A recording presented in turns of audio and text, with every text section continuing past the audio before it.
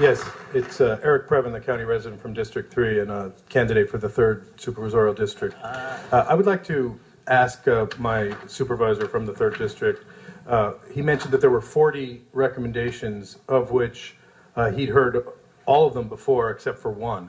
If the 3rd District could identify what that recommendation that was new is, that would be very interesting to the public. I'm certainly very interested.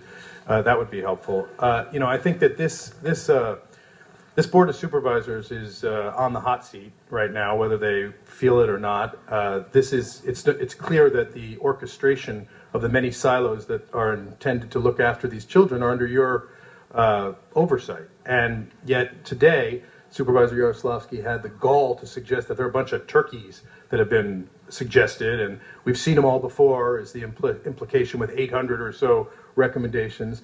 Well, I would simply say to all of you, what are you doing about it today and tomorrow and the next day? Because I frankly think that we have been through this process in repetition.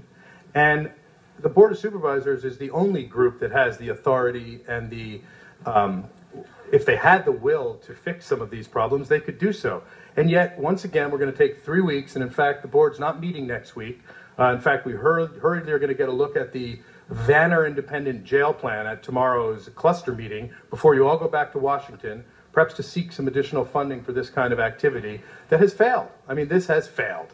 This division, we need to be focusing on opening the doors to that court that were open, and now County Council is challenging that to shut them right back up, the dependency court. That's an absurd line of approach.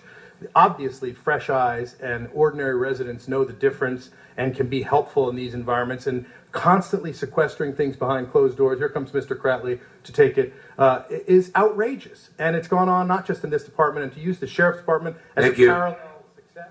Next.